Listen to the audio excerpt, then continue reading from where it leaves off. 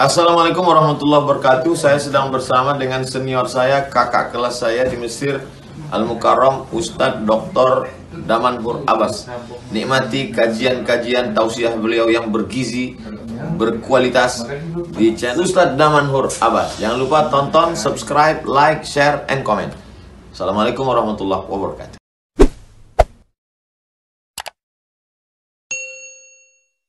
Assalamualaikum warahmatullahi wabarakatuh.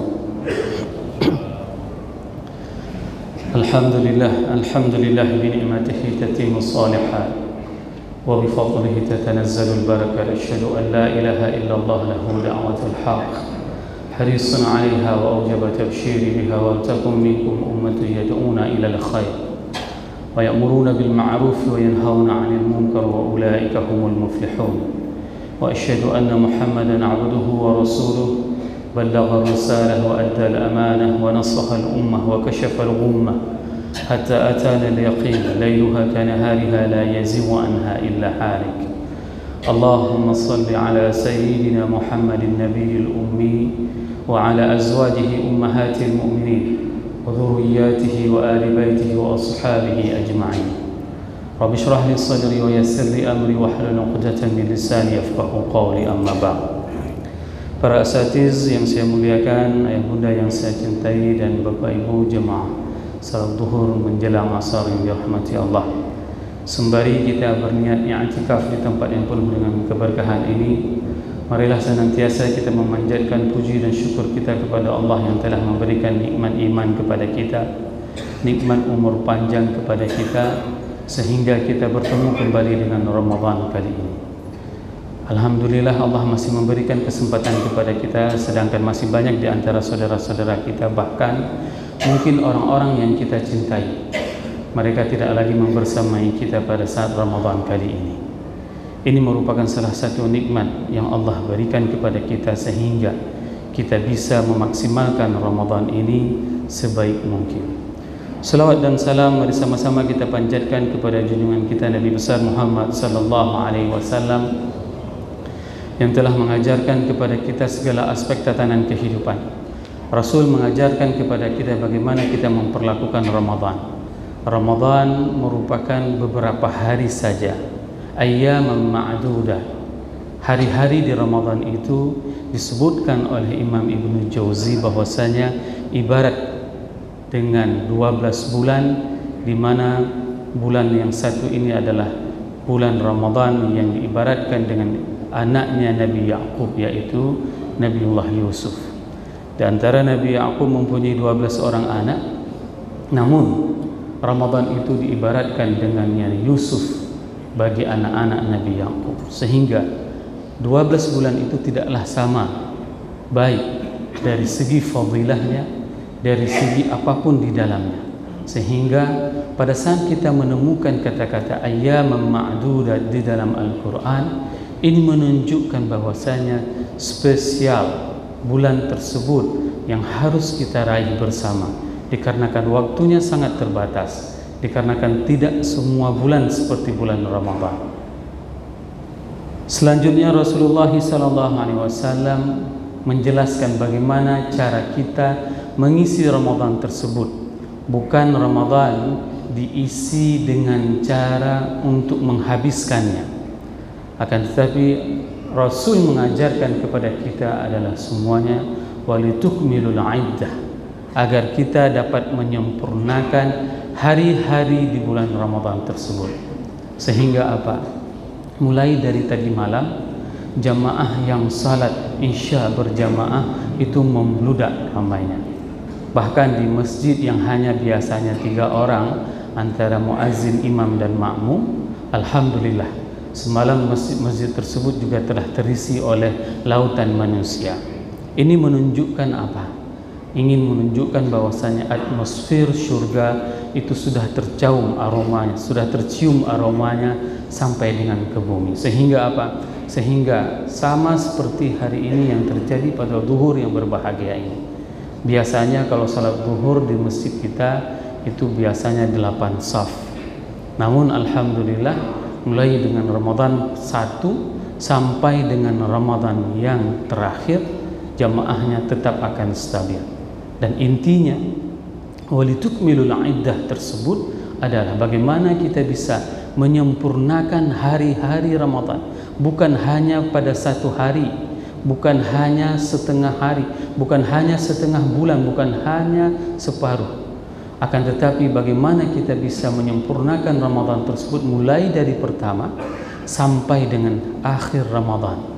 Spirit kita, semangat kita untuk mengisi Ramadan itu bukan dikarenakan ada sesuatu yang kita kejar karena dunianya, akan tetapi karena kita mempercayai tentang sebuah janji Allah yang dinamakan dengan wa'adul haq.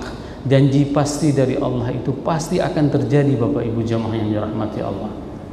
Kita telah membahas pada pertemuan sebelumnya di dalam kajian malam tentang bagaimana wa'adul haq, janji pasti Allah, apa saja yang akan ditanyakan nanti di hari akhirat. Pada saat kita dihisab oleh Allah, janji itu akan kita penuhi semuanya. Pada pertemuan yang lalu kita sudah menceritakan Al-Quran merupakan salah satu kesaksian yang akan menaik saksi, yang akan bersaksi kepada kita. Nanti di hari akhirat Al-Quran itu akan menjadi saksi terhadap manusia, bagaimana mereka memperlakukan Al-Quran tersebut. Sehingga Ramadan ini merupakan salah satu bulan yang sangat memungkinkan bagi kita untuk membaca Al-Quran, untuk mentadabburi Al-Quran, untuk merenungi makna-makna di dalam Al-Quran.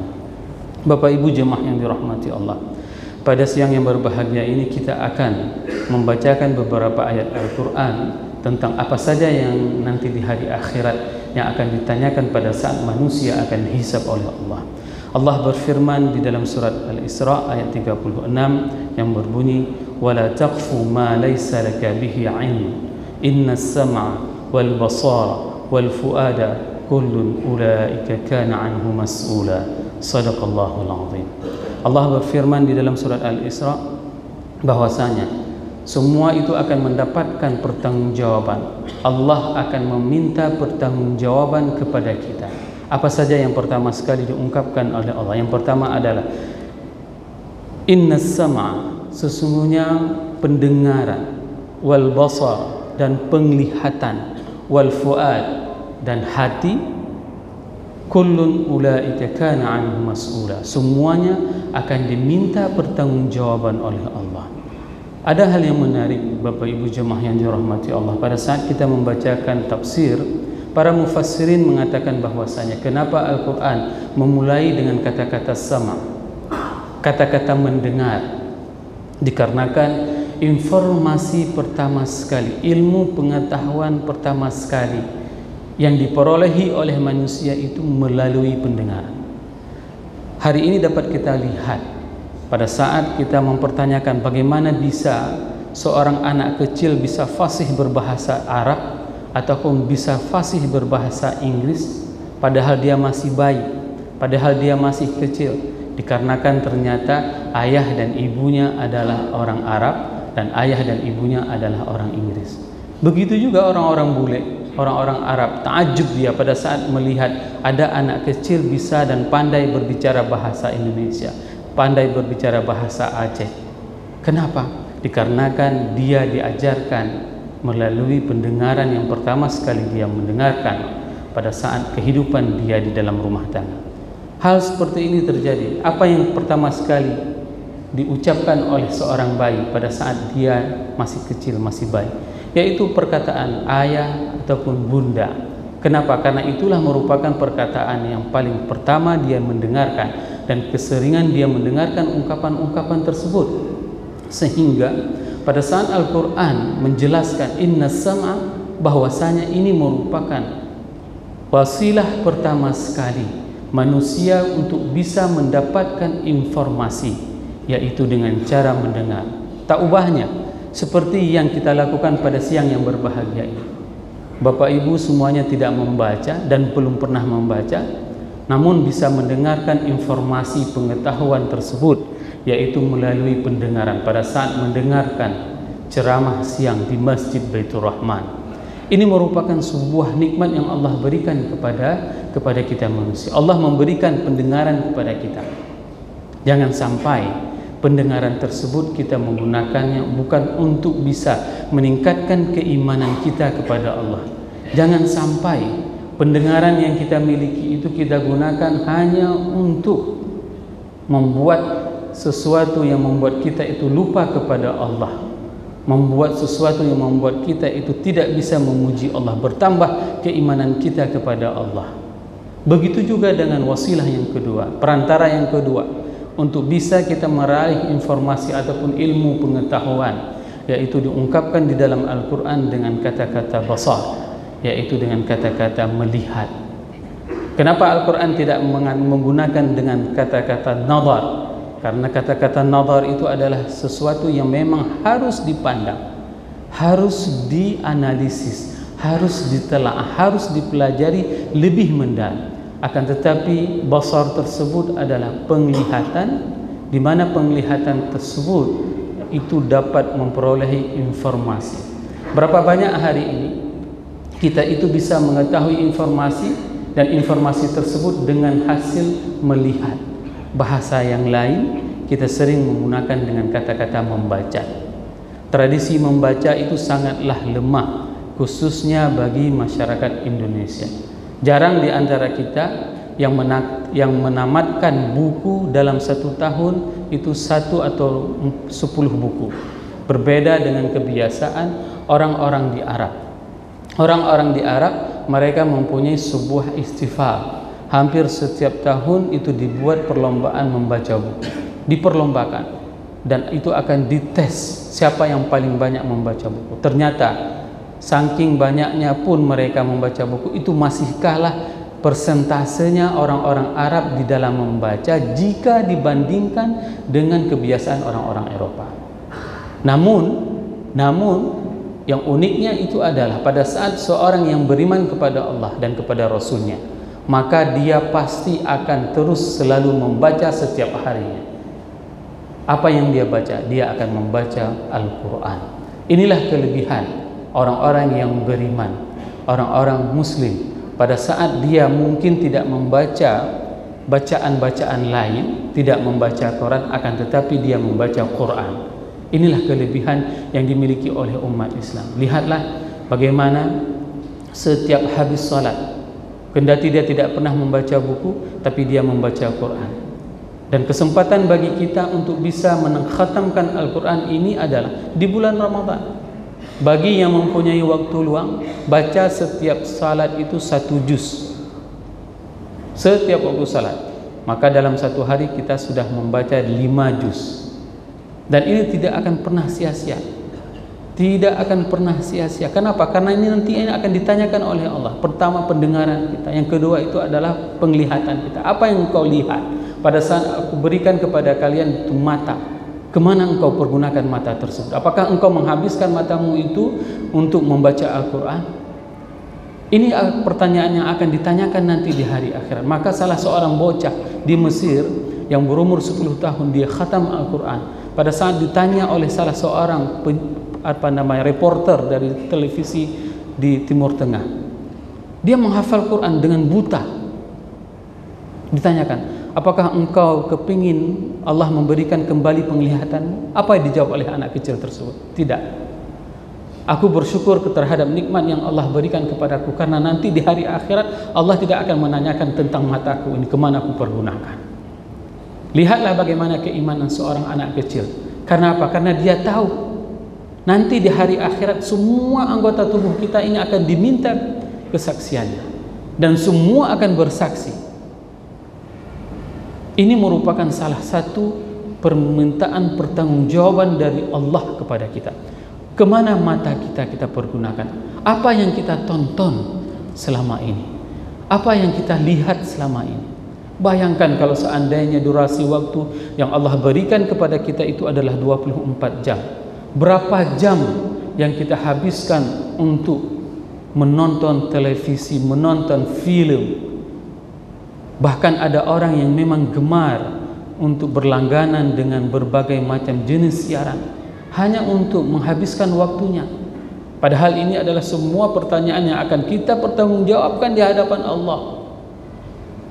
Hadirin jemaah yang dirahmati Allah. Dan yang ketiga yang ditanyakan oleh Allah itu adalah wal fuad. Kalau kita menerjemahkan fuad tersebut itu dinamakan dengan hati, akan tetapi kata-kata hati tersebut ada beberapa komponen yang memang ini harus mendapatkan penjelasan. Yang pertama sekali, pada saat kita menemukan hati tersebut adalah as-sadr, yaitu dada.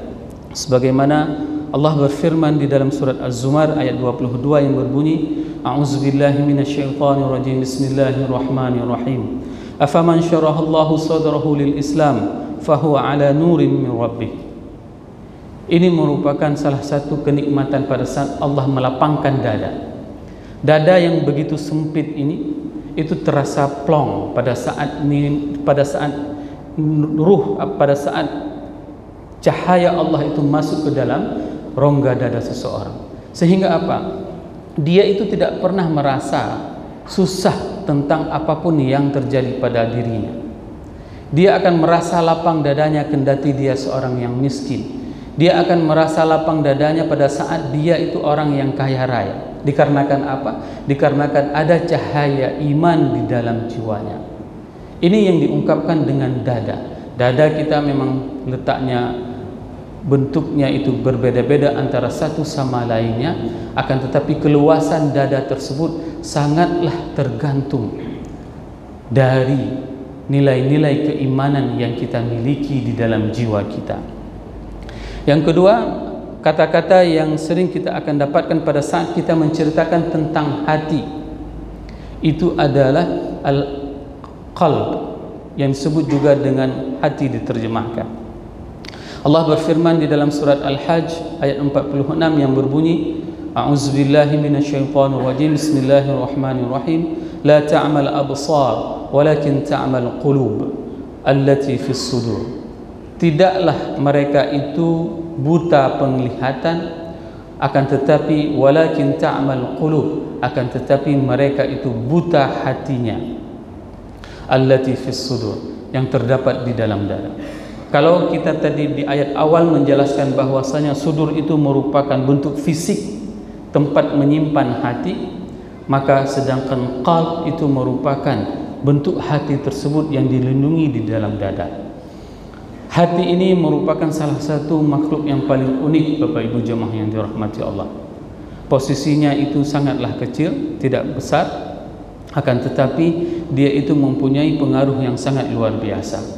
Ada beberapa ulama lughah menerjemahkan, hari ini kita salah dalam mengartikan qalb tersebut, yaitu sebenarnya yang disebut dengan qalb itu adalah jantung. Dikarenakan apa? Dikarenakan dia mempunyai fungsi yang sangat vital di dalam tubuh manusia. Segumpal darah tersebut, dia itu dapat berbolak-balik. Hari ini dia bisa menjadi orang yang paling beriman, besok dia bisa menjadi orang yang paling kufur. Dulu dia merupakan orang yang paling kufur, hari ini dia menjadi orang yang paling beriman. Sehingga kita diajarkan oleh baginda Rasulullah SAW dengan doa untuk menetapkan hati kita, ya muqallibal qulub tsabbit qalbi ala dinik. Wahai pembolak-balik hati, tetapkanlah hati kami di atas agamamu. Hati ini merupakan salah satu anggota tubuh di dalam manusia yang kalau kita menerjemahkan menurut mengikuti beberapa ahli bahasa, yaitu adalah fungsi jantung. Jantung itu sebenarnya tidak pernah dia berhenti kecuali tanpa kita menyadarinya, yaitu pada saat kita bersin. Jarang orang menyadari bahwasanya pada saat dia bersin itu sebenarnya dia itu sedang mati.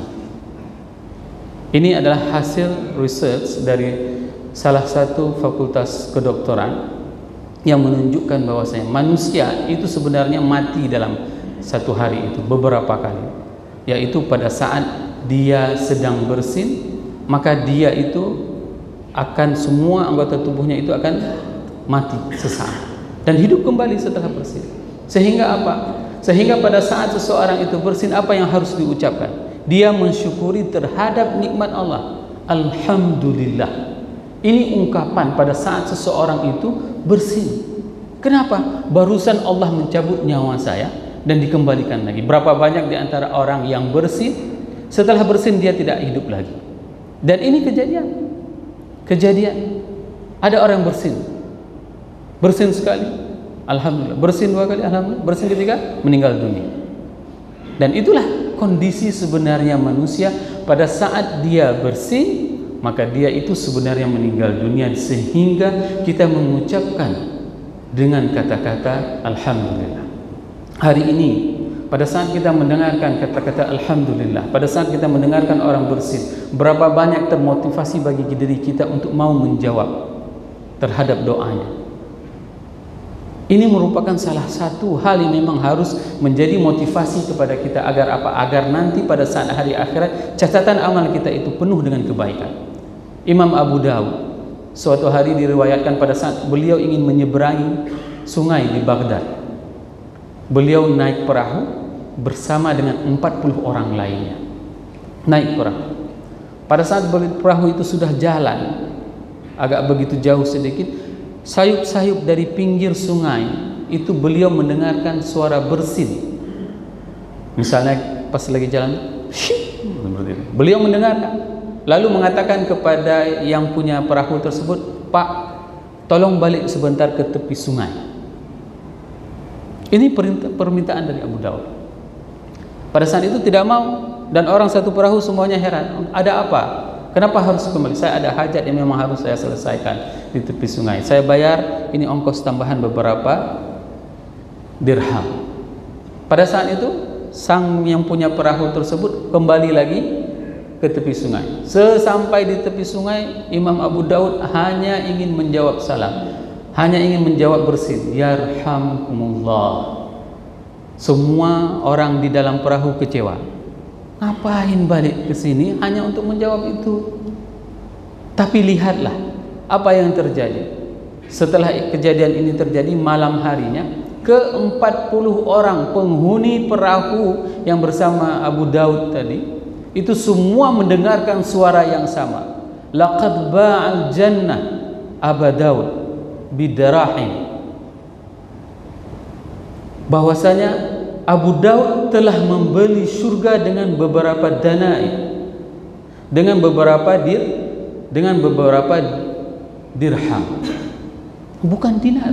Dinar itu emas, kalau dirham itu perak. 40 orang semuanya mimpi, mereka mendengarkan suara bahwasanya Abu Dawud telah membeli surga dengan beberapa dinar. Coba bayangkan, ini adalah keutamaan pada saat kita mempunyai kesempatan untuk melakukan kebaikan. Maka lakukanlah kebaikan tersebut. Agar apa? Agar mizan nanti pada saat kita dihisab oleh Allah, kita mempunyai catatan-catatan. Karena pendengaran kita, penglihatan kita, dan fuad kita, yaitu hati kita, itu akan dipertanyakan oleh Allah. Sehingga para mufassirin menjelaskan bahwasanya fuad tersebut itu adalah ilmu pengetahuan yang memang tidak ada keraguan bagi manusia. Dikarenakan apa? Dikarenakan firman Allah Subhanahu wa taala di dalam surat An-Najm ayat 12. Allah berfirman, a'udzubillahi minasyaitonir rajim, bismillahirrahmanirrahim, ma kadzabal fuadu ma ra'a. Bahwasanya Nabi Muhammad itu melihat langsung. Apa saja yang dilihat oleh Nabi Muhammad pada saat kejadian Isra dan Mi'raj? Nabi melihat surga, Nabi melihat neraka, Nabi melihat malaikat. Ini semuanya penglihatan yang dilihat secara langsung, dan tidak mungkin ini adalah kedustaan. Hari ini pada saat kita mempunyai sebuah informasi, pengetahuan tentang apapun, kita mengetahui bagaimana melaksanakan salat, kita mengetahui bagaimana melaksanakan puasa. Akan tetapi kalau seandainya pengetahuan tersebut tidak bisa menjadi fuad, tidak menjadi sebuah referensi kepada kita, maka pengetahuan tersebut, hati-hati jamaah yang dirahmati Allah. Berapa banyak di antara orang dia melakukan salat, akan tetapi salatnya itu tidak bisa merubah anil fahsya'i wal munkar. Dia salat, akan tetapi dia juga melakukan korupsi, dia juga mengambil hak orang lain, dia menahan hak orang lain. Berapa banyak di antara umat Islam yang melakukan salat, yang melakukan puasa, dan yang paling uniknya, ibadah puasa ini merupakan ibadah yang paling ditaati oleh umat Islam. Siapapun, kalau seandainya kita mau buat tes untuk buka puasa, orang tidak akan pernah mau. Dan ini banyak kejadiannya. Di Eropa, disuruh buka puasa, dikasih iPhone, itu tidak mau dia. Tapi kalau seandainya ditanya, ada enggak sholat? Nah, ini menjadi permasalahan yang lain. Puasa iya, sholat tidak. Terbukti tidak? Mulai malam besok, coba lihat kafe-kafe. Coba lihat kafe-kafe, penuh anak muda, anak mudi, penuh orang-orang tua buka puasa bersama. Coba perhatikan berapa persen di antara mereka yang salat. Dan ini adalah fenomena, dan ini merupakan kenyataan di depan mata. Maka semua itu akan diminta pertanggungjawaban oleh Allah nanti, baik yang bukber di kafe maupun yang punya kafe. Kalau seandainya yang punya kafe tidak pernah menganjurkan, membuat himbauan, mengingati semua orang yang duduk di kafe tersebut. Kenapa? Karena ini semua akan ditanyakan oleh Allah, diminta pertanggungjawaban oleh Allah. Begitu juga dengan ilmu pengetahuan yang kita miliki.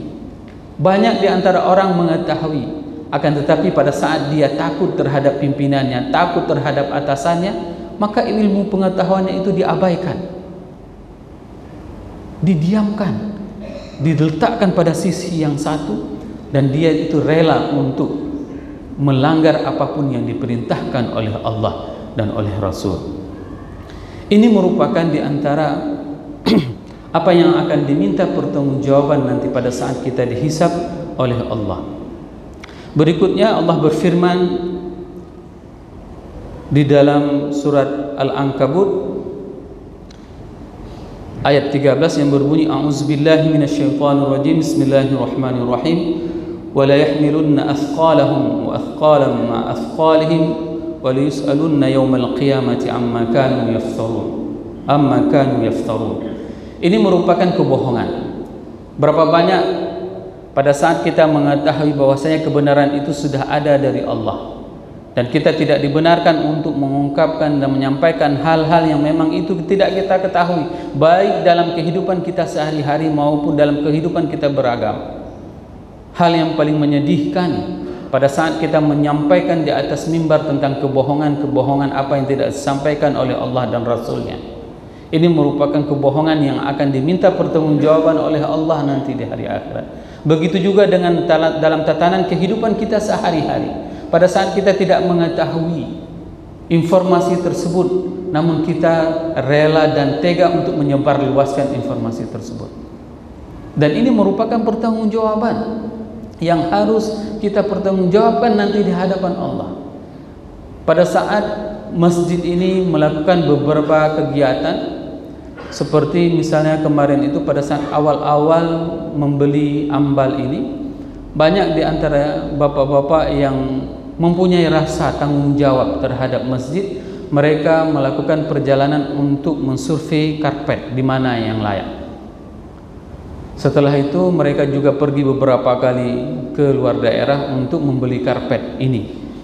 Ada jamaah yang mengeluarkan perkataan bahwasanya enak sekali ya jalan-jalan pakai uang masjid. Padahal mereka itu pergi ramai-ramai, itu pakai uang pribadi semuanya. Bagaimana nanti pertanggungjawaban hari akhirat? Kalaulah ini masih dia mempunyai umur panjang, minta maaf kalau dia pernah mengatakan seperti itu. Kenapa? Karena hampir semua yang saya ketahui, hampir semua aktivitas yang ada di sini itu semuanya lebih kepada menggunakan uang pribadi. Jumat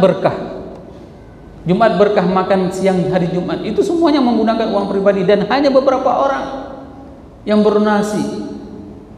Pembelian genset, harga genset itu 200 juta dan itu dapat mendapatkan bantuan dari pemerintahan Kota Luk Sumawe, dan akhirnya apa? Ditambah 200 juta lagi untuk kapasitas gensetnya supaya layak. Namun pada saat ada suatu hari genset itu mati lampu, tidak hidup genset, apa yang dikatakan? Pushitna genset. Tapi dia tidak pernah tahu apa yang terjadi pada saat genset itu. Ternyata ada yang usil. Genset kita itu ada yang usil, ada yang menurunkan ohmnya. Ini tidak pernah diketahui, tapi jagalah sebenarnya. Jangan sampai ucapan itu tidak sanggup kita pertanggungjawabkan nanti di hari akhirat. Karena apa? Tidak ada yang terlepas dari pertanggungjawaban di hadapan Allah. Pada saat pembelian genset juga seperti itu. Bapak-bapak ini pergi ke Medan, semuanya pakai uang pribadi. Dan ke depan, insya Allah, Masjid Baitur Rahman akan mendirikan Baitur Rahman Mall, supermarket Baitur Rahman. Kenapa kita membangun supermarket? Dikarenakan hampir semua kebutuhan kita itu kita konsumsi, dan terlebih bukan kepada orang-orang muslim. Namun kita ingin mendirikan sebuah kemandirian ekonomi. Kebutuhan masjid itu sangatlah besar. Kalaulah seandainya kita mempunyai supermarket tersendiri, maka kita akan terpenuhi kebutuhan kita. Dan kita juga menyediakan fasilitas paket untuk fakir miskin. Siapapun yang mau nanti mereka dapat mengambil kupon paket tersebut. Nanti kita juga akan mendengarkan ungkapan dari orang-orang kayak mengkat bak masjid. Ungkapan seperti itu. Padahal sudah jelas ulama berpendapat, dan semuanya kalau kita ingin melihat sirah, yang tidak boleh berjualan itu yang di dalamnya ini. Kenapa? Pada saat datang kafilah di Madinah, maka mereka itu semuanya berhamburan keluar masjid, di luar Masjid Nabawi. Dan kalau saya menjelaskan kepada jamaah, posisi market di Madinah itu adalah pada saat misalnya pintu Abu Bakar sebelah kiri saya, di sebelah sana itu lurus terus, itu adalah pasar Nabi, bersebelahan dengan pasar orang-orang Yahudi. Dan itu letaknya di luar. Tapi kalau sekarang itu di dalam pekarangan masjid. Kita akan mendengarkan hal-hal seperti itu. Namun ingat, setiap perkataan, setiap perbuatan itu akan diminta pertanggungjawaban oleh Allah. Dan ini merupakan salah satu upaya bagi kita untuk memakmurkan masjid. Karena fungsi masjid itu bukan hanya untuk melaksanakan ibadah salat. Fungsi masjid itu bukan hanya untuk mendengarkan tausiah. Fungsi masjid itu sebenarnya sebagaimana yang dicanangkan, yang dipraktekkan oleh baginda Rasulullah SAW adalah mendiskusikan tentang politik juga di masjid. Pada saat peperangan Khandaq, itu Rasul bermusyawarah dengan para sahabatnya di masjid. Memutuskan keputusan politik itu juga di masjid. Namun ada orang yang menggunakan kepentingan politik di masjid, itu yang tidak dibenarkan. Seharusnya umat Islam itu harus menggunakan Islamnya yang harus diperjuangkan, Islamnya yang harus menjadi lebih utama, Islamlah yang harus kita dakwahkan. Sehingga apa? Sehingga estafet dakwah ini tidak akan punah, sehingga keberlangsungan dakwah ini akan terus berlanjut, mulai dari segi ibadahnya, mulai dari segi tatanan ekonominya, mulai dari segi peradabannya. Lembaga pendidikan, hampir semuanya lembaga pendidikan yang ada di atas muka bumi ini seperti Az-Zaitun, Al-Azhar, itu semuanya berasal dari masjid. Bahkan Zawiyah Chatkala itu merupakan zawiyah pojok-pojok yang berada di masjid sehingga menjadi universitas. Ini sebenarnya yang harus kita kembalikan lagi, bagaimana masjid ini menjadi pusat peradaban kepada kita semuanya. Dan yang ketiga yang akan ditanyakan oleh Allah itu adalah tentang rezeki dan kekuasaan. Allah berfirman di dalam surat An-Nahl, A'udzubillahi minasyaitonirrajim, Bismillahirrahmanirrahim, wa yaj'aluna lima la ya'lamuna nasiban mimma razaqnahum tallahi la tus'alunna amma kuntum taftarun. Allah akan menanyakan kepada kita, Bapak Ibu jemaah yang dirahmati Allah, tentang harta. Mimma razaqnahum. Rezeki yang kita perolehi hari ini itu merupakan adalah pemberian dari Allah. Pernah kita melewati hutan Lauser, pernah kita melewati hutan Selawah. Siapa yang menanam pohon di Selawah tersebut? Siapa yang menanam pohon di Lauser? Berapa banyak kehidupan manusia itu mendapatkan rezeki dari yang diberikan dari Allah ini. Bahkan pada saat kita diberikan kemampuan oleh Allah, kecerdasan, sehingga kita dapat belajar, sehingga kita dapat punya penghasilan. Bahkan begitu seriusnya orang tua untuk menyekolahkan anaknya agar apa? Agar dia mempunyai pekerjaan, agar dia mempunyai pendapatan. Tapi ada salah satu seorang orang tua menceritakan pada saat dia mempunyai ekspektasi yang sangat luar biasa terhadap anaknya. Dia sekolahkan ke salah satu perusahaan migas. Setelah tamat kuliah, anaknya itu jatuh dan lumpuh, tidak bisa bekerja. Bayangkan bagaimana persiapan yang dilakukan oleh orang tua terhadap anaknya. Namun kalau Allah berkehendak untuk tidak memberikan rezeki dia melalui apa yang dicita-citakan oleh orang tuanya, maka itu tidak akan pernah terjadi. Begitu juga dengan rezeki yang hari ini. Kami sebagai dosen mengajar dengan sangat-sangat nyaman, berbicara di depan adik-adik mahasiswa, menjelaskan tentang keilmuan. Namun kalau seandainya rezeki yang Allah berikan kepada kami itu tidak mau kami keluarkan dalam bentuk zakat, dalam bentuk sedekah, dalam bentuk wakaf, maka ini menjadi sebuah petaka besar. Lihatlah bagaimana nanti orang-orang yang memang diberikan kemudahan oleh Allah, diberikan harta begitu banyak, tapi akhir kehidupannya itu sangat menyedihkan. Terkadang kita melihat, bukan berarti ini mengatakan orang tersebut orang yang mencuri, orang korupsi, bukan. Akhir hidupnya sangat menyedihkan. Dia harus dirawat di rumah sakit sampai dengan harus meninggal. Semua hartanya habis, dihabiskan oleh anaknya. Ini menunjukkan apa? Menunjukkan harta itu adalah rezeki yang akan diminta pertanggungjawaban oleh Allah. Maka harta yang terbaik itu jika diperolehi oleh orang yang saleh, berada di tangan orang yang saleh. Ada jamaah kita, begitu kita bilang, begitu kita kasih tahu ini perlu sedekah sekian, langsung dia berikan. Bayangkan setiap Jumat ada yang bersedekah untuk satu lembaga saja. Untuk satu lembaga saja itu 3 juta. Sehingga apa? Ada salah seorang di antara kawan-kawan itu meminta, "Saat kapan ya kita bisa kaya seperti beliau ya?" Saya bilang jangan minta kaya seperti beliau. Belum tentu pas kita kaya seperti beliau sedekahnya. Tapi minta lagi beliau itu jauh lebih kaya. Supaya apa? Supaya beliau lebih banyak lagi membantu agama Allah. Belum tentu pas kita diberi kekayaan seperti itu, udah kawin 2, udah kawin 3. Ini penyakit. Harta yang dititipkan tersebut seharusnya bisa meningkatkan keimanan kita kepada Allah. Kenapa? Karena kita mengingat ayat ini. Ayat ini, tallahi la tus'alunna amma kuntum tamtun. Allah akan menanyakan harta yang dititipkan oleh Allah kepada kita. Kemana kita bawa? Itu kalau seandainya harta tersebut adalah harta halal, Bapak Ibu jemaah yang dirahmati Allah. Kalau seandainya harta haram itu tanpa hisab. Harta haram itu langsung diazab oleh Allah. Ini bedanya. Harta halal itu akan ditanya, dari mana 100.000 tadi? Dari mana 1 juta itu? Uang di rekening itu 1 miliar itu dari mana dapatnya? Dibawa ke mana saja? Bayangkan salah satu pejabat negara 1 hari diperiksa sama KPK, apa keluhannya? Saya lelah diperiksa sama KPK. Itu baru 1 hari. Yang periksa cuma KPK. Bagaimana kalau seandainya yang diperiksa ini adalah Allah? Dan kita harus mengantri. Ini yang lebih dahsyatnya lagi. Mengantri untuk diperiksa dan diperiksa satu persatu detil.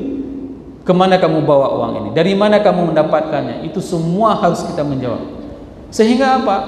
Abdurrahman bin Auf pada saat mendengarkan hadis bahwasanya orang yang kaya itu akan terlambat masuk surga setengah hari dari orang miskin. Setengah hari, 500 tahun Bapak Ibu. 500 tahun orang kaya itu akan lebih lambat masuk surga kepada orang miskin. Maka disedekahkan semua harta Abdurrahman bin Auf. Tapi Allah mengembalikan harta tersebut di bawah kekuasaan Abdurrahman bin Auf. Pada saat beliau meninggal dunia, Abdurrahman bin Auf meninggalkan harta 6,21 triliun rupiah. Kalau kita rupiahkan dengan uang rupiah kita. Siapa di antara kita yang punya harta kekayaan hari ini 6 triliun? Tidak ada. Siapa yang hari ini Allah menjamin kita masuk surga? Tidak ada. Abdurrahman bin Auf adalah sahabat yang dijamin masuk surga. Orang yang paling kaya. Setengah hartanya, sepertiga harta Abdurrahman bin Auf itu pernah diberikan cuma-cuma kepada penduduk Madinah. Sepertiga dari 6,21 triliun tersebut pernah diberikan cuma-cuma kepada penduduk Madinah. Sepertiga lagi pernah diberikan modal kepada penduduk Madinah. Sepertiga lagi pernah diberikan hutang kepada penduduk Madinah. Dan bahkan 100 veteran perang Badar itu mendapatkan gaji bulanan oleh Abdurrahman bin Auf. Dan kita kepingin sebenarnya dengan ada unit usaha di masjid ini, kita bisa memberikan gaji kepada veteran Baitur Rahman. Ini sebenarnya orang yang sudah tua, tidak lagi mempunyai pekerjaan. Sehingga apa? Sehingga beliau itu pada saat ke masjid itu tenang, tidak usah memikirkan hal-hal dunia lagi. Apa yang perlu dimakan sudah ada, minyak untuk pergi ke sini sudah ada. Ini sebenarnya cita-cita kita bersama, agar apa? Agar nanti pada saat kita ditanyakan oleh Allah, kita dapat mudah dalam menjawab pertanyaan-pertanyaan tersebut. Semoga apa yang saya sampaikan ini bermanfaat kepada diri saya dan kepada jamaah semuanya, sehingga kita dapat meningkatkan kecintaan kita kepada Allah dan kepada Rasulullah SAW di bulan yang penuh dengan keberkahan ini. Subhanakallahumma wa bihamdik, asyhadu an la ilaha illa anta, astaghfiruka wa atubu ilaik. Wassalamualaikum warahmatullahi wabarakatuh.